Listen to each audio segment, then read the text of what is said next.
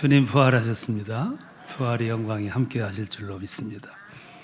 교회력을 보면 기독교에 아주 큰 명절이 둘이 있는데 하나는 성탄절이고 또 하나는 부활절입니다.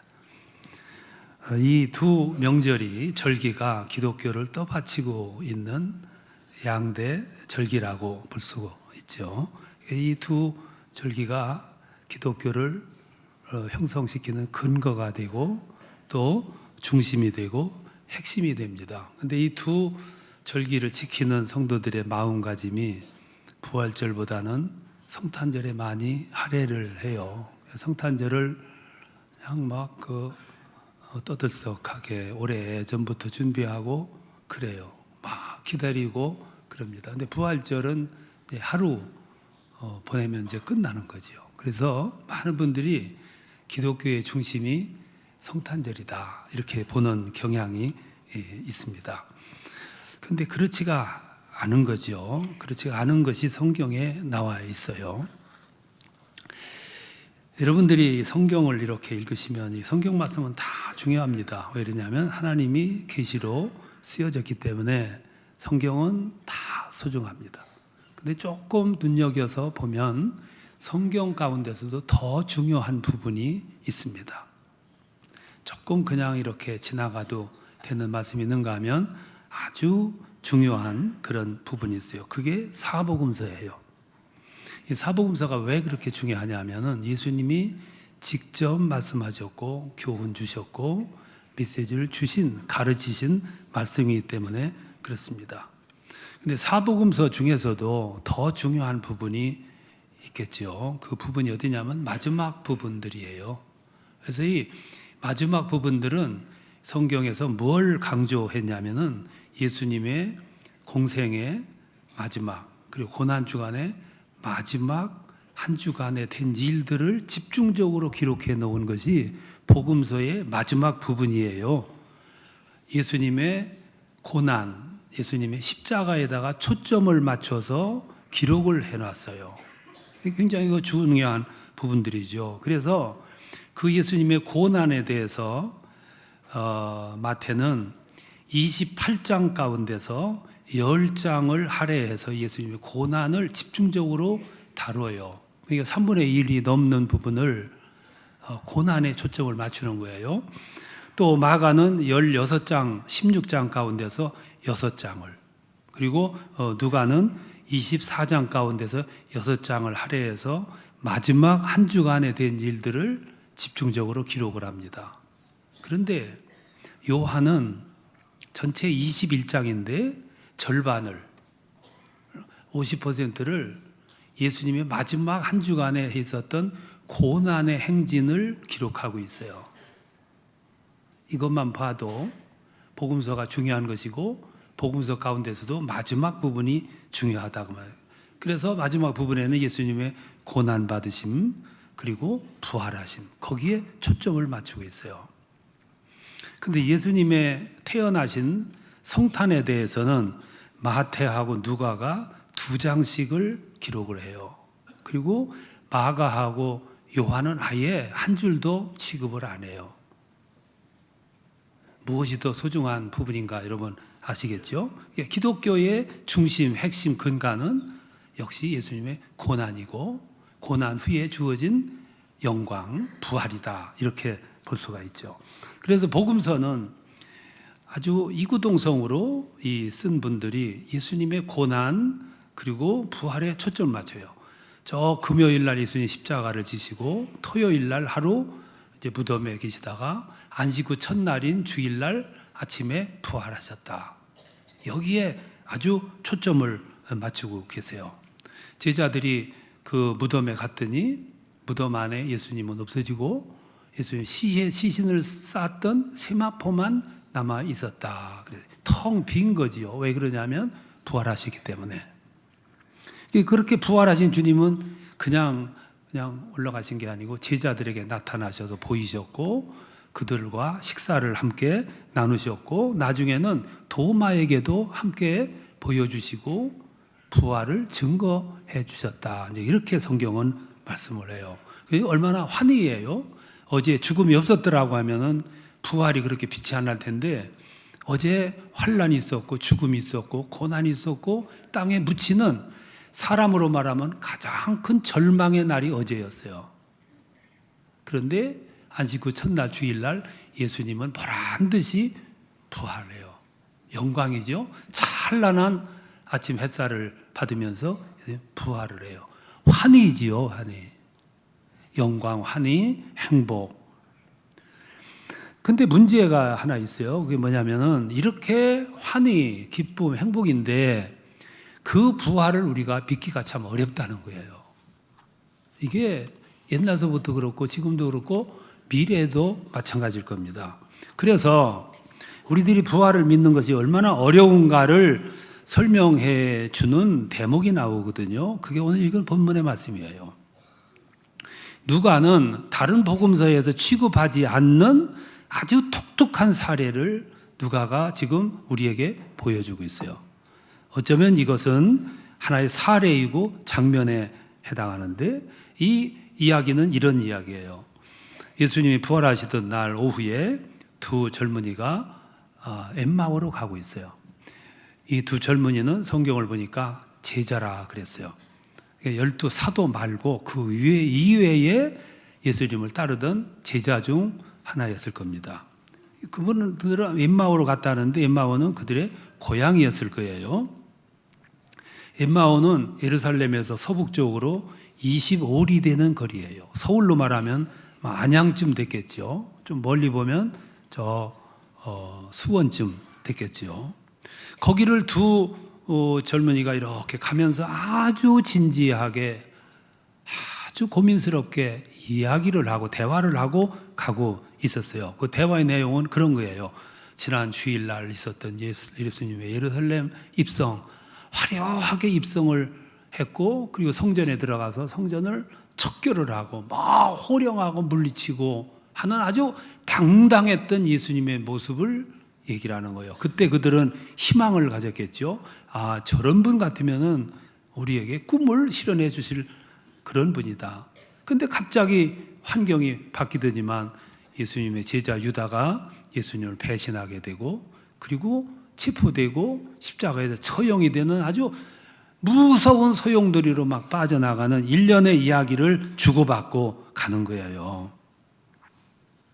그러더니 들리는 말에 의하면 오늘 새벽에 예수님이 부활하셨다. 여인들이 떠들고 다닌다는 그런 얘기까지도 지금 하고 가는 거예요. 그때 오늘 성경을 보니까 한 사람이 그들 속에 끼었어요. 성경에 부활하신 예수님이라고 그러죠. 그리고 그 부활하신 예수님이 자기 자신을 알리지 않은 채 그들에게 그래요. 무슨 얘기를 그렇게 실감나게 심각하게 하고 있냐. 그러니까 그 글로바라고 하는 사람이 당신은 예루살렘에서 지금 오는 길이라면서 그 예루살렘에서 된 일이 못 들었느냐.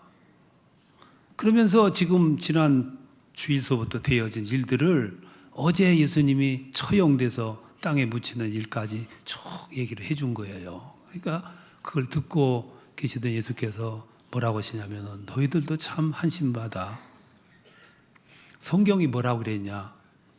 그러면서 그때부터 율법에서 말씀하시는 거, 예언서에서 말씀하신 거, 장차 예수 메시아가 세상에 오셔서 환난을 받고 고난을 받고 십자가에서 죽고 부활하리라 한 내용을 그대로 소개를 해주는 거예요. 그렇게 얘기하는 동안 엠마오에 도착했습니다. 그래서 식당으로 들어가 함께 식사를 할 때 예수님이 그들에게 떡을 떼주잖아요. 그랬더니 그 순간 제자들이 눈이 이렇게 열리면서 영적인 눈이죠. 앞에 앉아 계신 분이 주님이다라는 것을 알게 돼요. 그래서 깜짝 놀라가지고 주님 아니십니까? 하고 얘기하려는 순간 주님이 없어진 거예요. 그게 성찬의 의미이기도 해요. 성찬은 우리들이 성찬 받을 때 영적인 안목이 열리게 되고 영적인 시각이 확 열리는 은혜의 시간이에요. 그게 성찬의 의미거든요. 그래서 이 두 제자가 그날 어제도 충격받았는데 오늘 또 충격을 받는 거예요. 지금까지 한참 걸어왔는데도 주님인 걸로 모르고 얼마나 수치감에 충격받아요. 그래서 이 두 사람이 그 길로 예루살렘에 올라가서 사도들에게 그 사실을 전해줬다 하는 것이 오늘 본문의 말씀이에요. 여기서 질문이 하나가 나오는데 그게 뭐냐면, 그러면 이 두 사람은 왜 함께 대화를 오래 하고 가는 그분이 예수신 줄을 몰랐을까? 왜 몰랐겠어요? 이유가 있겠죠. 근데 그 이유를 살펴보면 이 두 사람 얘기가 아니고 이건 나의 얘기예요. 무지하고 보지 못하고 깨닫지 못하는 내 모습을 두 사람을 통해서 우리가 볼 수 있는 거죠. 그러면 예수님이 부활하신 것을 왜 몰랐느냐? 이 두 제자가 몰랐던 이유를 몇 가지를 살펴볼 수 있겠어요. 하나는 이 두 제자가 지금 어느 상태에 빠져야 되냐면 두려움에 떨면서 도망가는 상태예요. 이 두 제자는 어제까지 예루살렘에서 무서운 목격을 했어요. 무서운 사건을 목격해서 두려워. 잠시 여기서 머물다가는 우리도 잡혀 죽겠구나. 두려운 마음 가지고 날이 밝자마자 도망가기 시작한 거예요. 그래서 지금 여기까지 온 거지요. 두렵고 떨리는 마음 가지고. 여러분, 사람이 살아가다가 두렵고 떨리는 일에 직면을 탁 하게 되면 멘붕 상태에 빠져요. 합리적인 사고가 작동이 안 됩니다. 베드로가 배짱도 있었고 믿음도 있었는데 갑자기 허를 찌르듯이 너도 그 사람과 한패냐 하는 말 한마디에 그냥 정신이 멘붕 상태에 빠지는 거예요. 혼란에 빠져요. 그래서 자기 뜻과는 상관없이 예수님을 부인하는데 3번씩이나 저주하면서 맹세하면서 부인을 해요. 자동차를 운전하다가 사람을 치었어요. 여러분, 안 쳐서 보셨죠? 그 순간 사람이 어느 순간으로 되냐면 정신이 붕 떠버려요. 그걸 멘붕 상태라 그래요. 정상적이면 빨리 그를 데리고 병원으로 가야 정상인데 그게 안 된다 이 말씀이야. 그래서 엉겹길에 도망가 버리는 거예요. 뺑소니 그래서 나오는 겁니다. 제정신이 아니기 때문에 도망가는 거예요. 12정탐군이 가나안에 들어가요. 가지고 살펴보는데 젖과 꿀이 흐르는 저 땅의 저 밑을 보고 약속을 봐야 되는데 뭘 봤느냐 하면은 키 큰 사람들만 봤어요. 자기들보다 키가 큰 사람들만 봤어. 그 순간 약호가 죽은 거예요. 판단력이 흐려진 거예요. 그래 갔다 와가지고 그 얘기하는 게 그거 아니에요. 그 사람들은 키가 크더라. 그 사람들에 비하면 우리는 메뚜기 같더라. 불가능하다.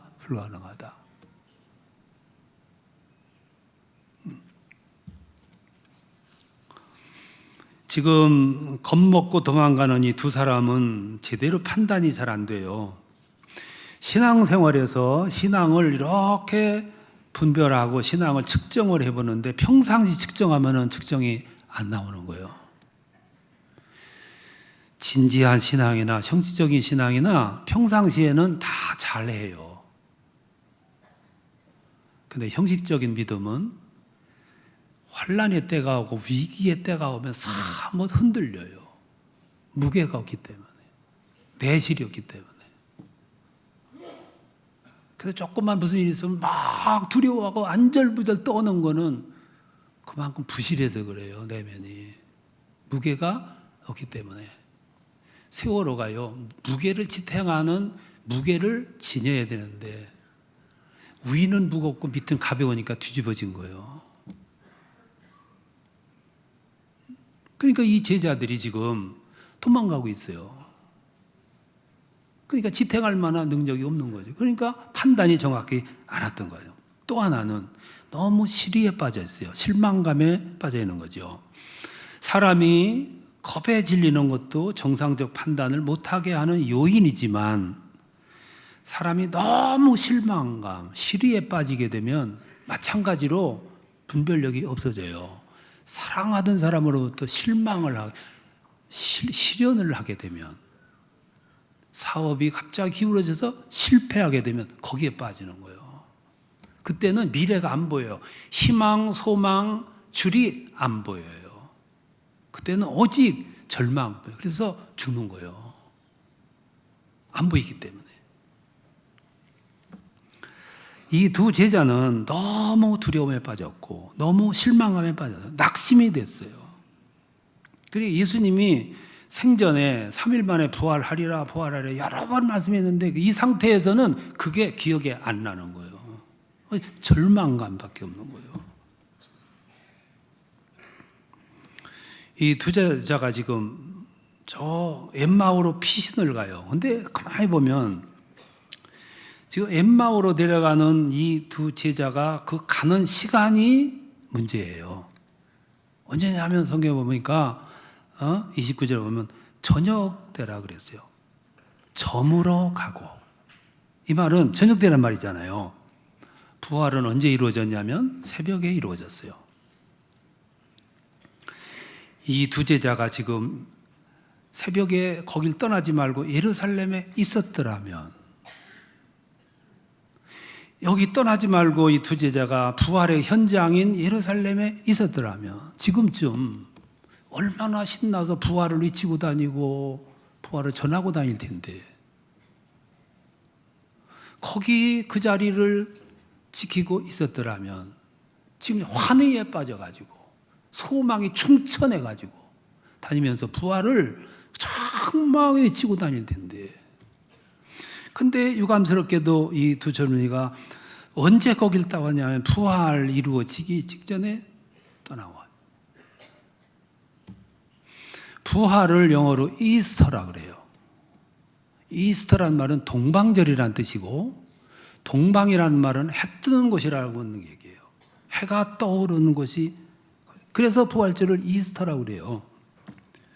새벽은, 태양이 떠오르는 그 새벽은 신선한 때예요. 시작하는 때, 생명이 약동하는 때, 살아나는 때, 회복하는 때, 부활하는 때. 예수님의 부활은 저녁 때 한 게 아니고 새벽에, 만물이 새싹이 돋아날 때, 태양이 떠오를 때, 하루가 시작이 될 때, 소망의 시간이죠. 소망의 시간. 그게 부활의 시간이라고요.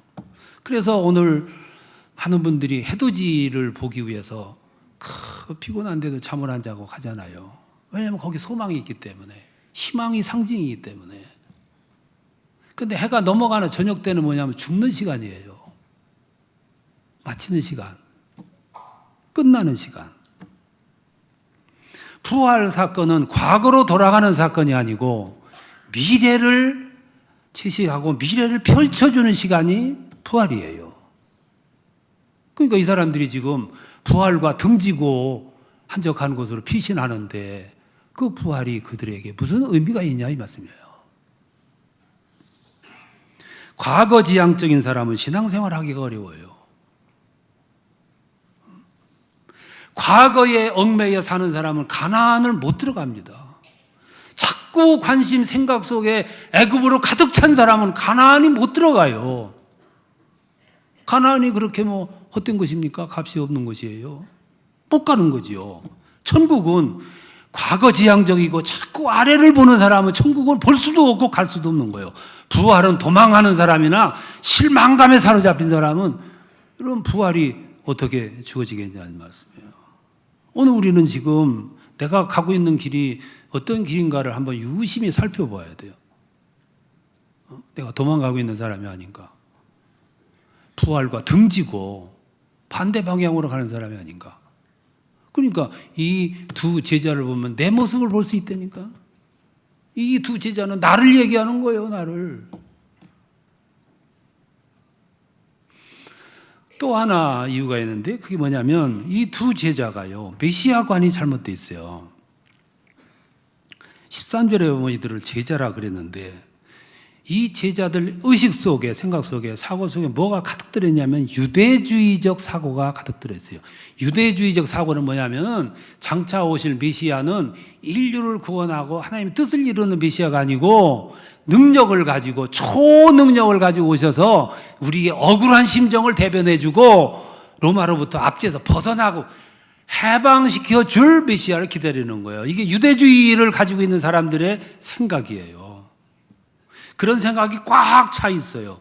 그런데 예수님이 활동하는 걸 보니까 그걸 충족시켜 줄 만한 행동을 하고 다니는 거예요. 기적을 일으키고 말이에요. 죽은 사람을 살려내고.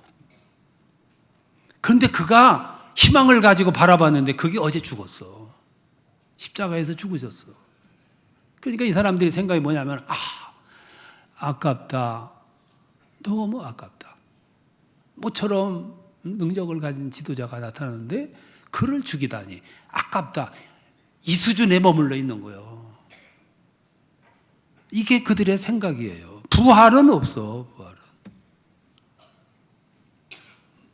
그러니까 그들은 예수님을 하나님의 아들로 본 게 아니라 그냥 지도자로 본 거예요. 탁월한 지도자로 본 거죠.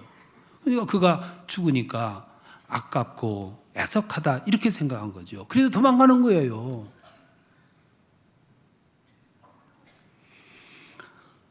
오늘 또 예수를 어떻게들 믿느냐 하면은 그냥 성자 예수를 믿어요. 어느 교회에서 장로를 피택해가지고 시취를 하는데 예수는 누구냐 하고 물으니까 대답하기를 예수님은 3대 성인 중에 하나시지요. 이렇게 대답했다는 거예요. 이게 오늘 신앙생활하는 분들 태반이 이 신앙 가지고 있어. 그러니까 유사시가 돼도 그분은 나에게 아무 능력이 안 되는 거예요. 그러니까 엠마오로 가는 거죠. 오늘 신앙생활하다가 도중에 엠마오로 자꾸 떨어지는 분들은 예수를 하나님의 아들로 본 게 아니라 성자로 보신 거예요. 3대 성인 중에 하나로. 그러니까 핵심적인 부분이 되니까 양 탈락하는 거죠.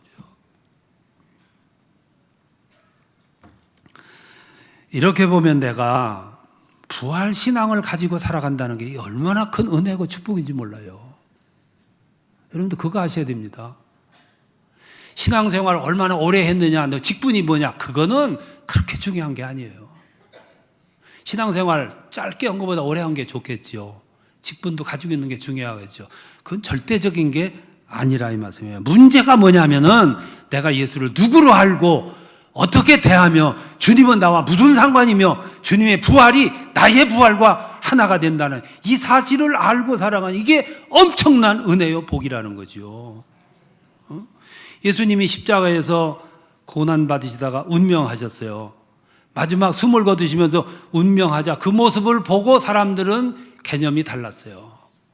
그 모습을 쳐다봤던 백부장은 그는 과연 듣던 대로 하나님의 아들이었도다 이렇게 고백을 했어.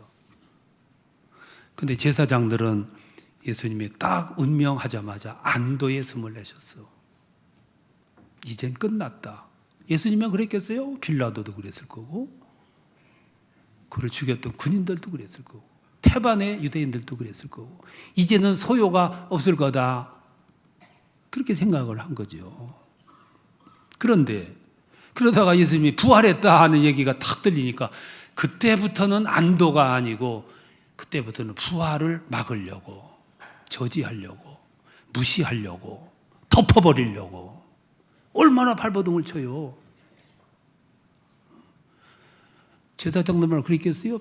빌라도도 그랬고 유대인들도 그랬고 군인들도 그랬고요. 부활의 생명은 그렇게 덮는다고 덮여지면 그게 무슨 부활의 생명인데? 아니 깡깡 얼었던 땅에서 봄이 되면 새싹도 돋아오르는데 부활 생명이 그까지 덮어버렸다고 덮여진다면 그게 무슨 부활이냐 이 말씀이에요. 부활 생명은 영원한 생명이고 하나님이 주신 생명이라고요. 부활 생명은 덮어도 덮여지지 않고 짓밟아도 짓밟혀지지 않고 불에 태워도 타지 않고 돌로 갖다 막아도 막을 수 없는 것이 부활의 생명이라고요. 이게 우리에게 주신 부활이에요. 부활. 신앙생활 오래 했느냐 무슨 직분을 가지고 있느냐 그게 중요한 게 아니고 그걸 바라보다가 그게 제일인 것처럼 생각하면 자칫하다가는 엠마오로 가게 돼요. 그래서 주님 부활한 후에 그렇게 부르시잖아요. 베드로에게 나타나셔가지고 네가 나를 사랑하느냐 진정 사랑하냐. 도마에게 나타나셔가지고 내 상처를 손을 휘벼서 만져보고 믿어라. 이제야 믿겠느냐? 보고 믿는 자는 보지 않고 믿는 자보다 더 나은 게 아니다. 안 보고 믿는 사람이 복이 있느니라. 그리고 우리에게 말씀하시는 거예요. 너는 내 부활을 믿느냐? 고백할 수 있냐? 그러면 나가서 전해라. 이것이 오늘 우리에게 주시는 메시지예요.